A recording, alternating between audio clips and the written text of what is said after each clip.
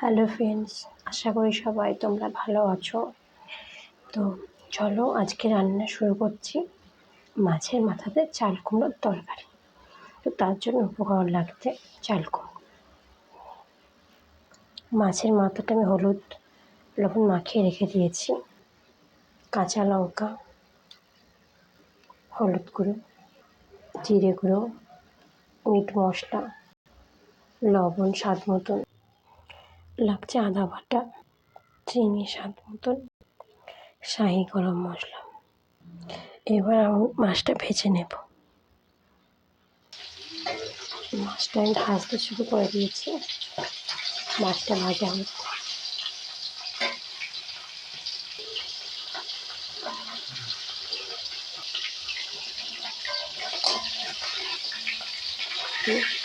ভেতর মাছটা ভাজা হচ্ছে, সেই মাথাটা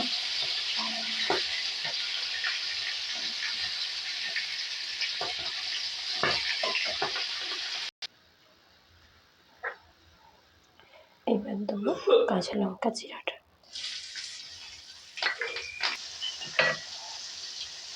ভাজা ভাজা হয়ে গেছে, এবার দেবো হলুদ গুঁড়ো, এবার দেবো আদা বাটা,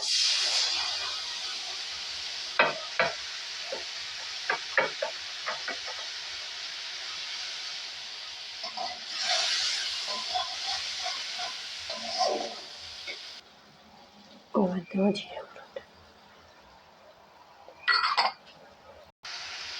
এবার দেবো মিট মশলা গুঁড়োটা 1 চামচ মতো,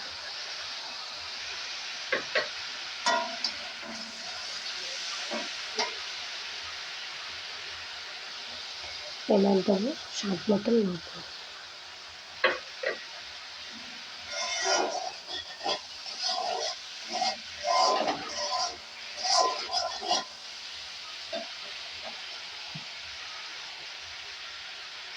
এবার দেবো স্বাদ মতন চিনি। এবার মশলাটা আমার কষানো হয়ে গেছে, হালকা একটু জল দেবো,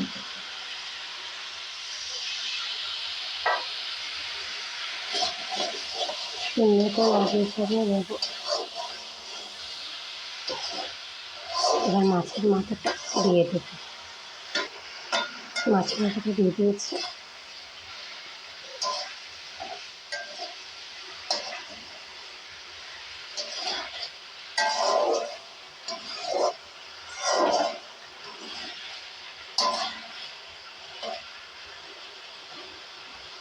একটু নাড়াচাড়া হোক, কষা হোক, তারপর চাল কুমড়োটা দিয়ে দেবো।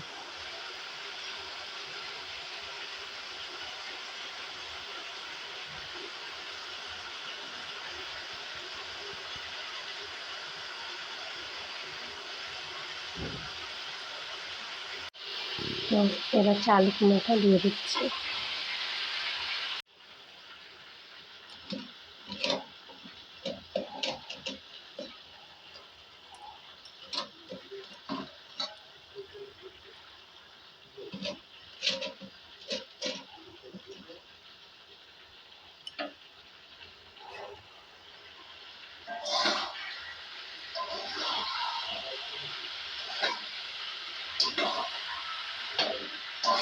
সুন্দর করে কষিয়ে নেবে, ভালো তো মশলাটা মাখা মাখা হয়ে যায় চাল কুমড়োয়।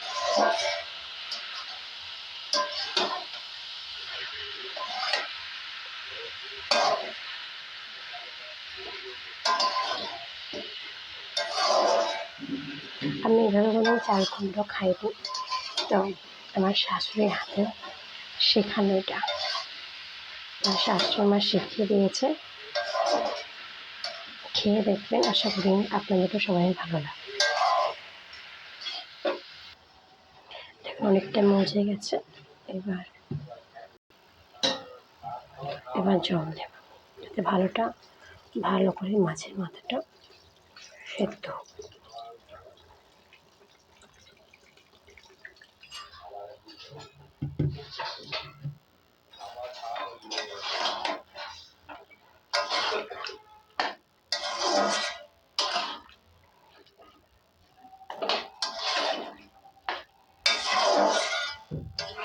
খুব বেশি জল দেওয়ার দরকার নেই, কারণ চাল কুমড়ো থেকে জল বেরোবে, সেদ্ধ হয়ে যাবে।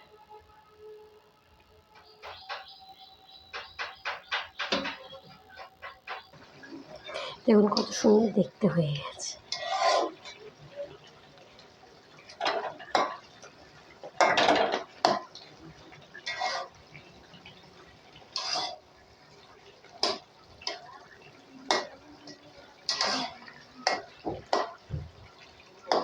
মুড়োটা শুধু ভেঙে যাচ্ছে, মাছের মুড়োটা।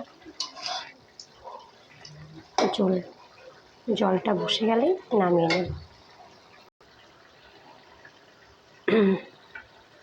হয়ে এসেছে প্রায়। তো এবার শাহি গরম মশলাটা দিয়ে দেবো। এটা রান্নায় অনেক টেস্ট খেতে হয়।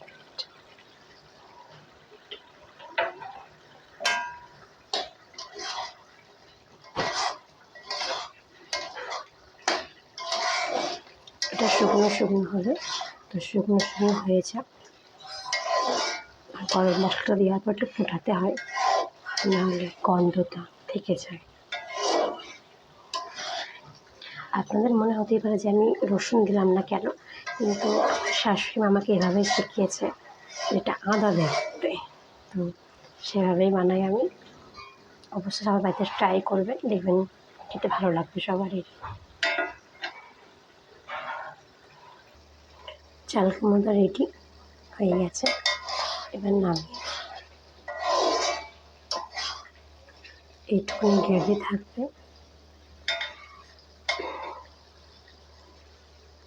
নমস্কার ফ্রেন্ড, সবাই আশা করি ভালো আছে। তো আজকের ভিডিওটা এই অবধি হলো। সবারই ভালো লাগলে অবশ্যই একটা লাইক এবং শেয়ার করে যাবেন, কমেন্ট করে যাবেন। নমস্কার।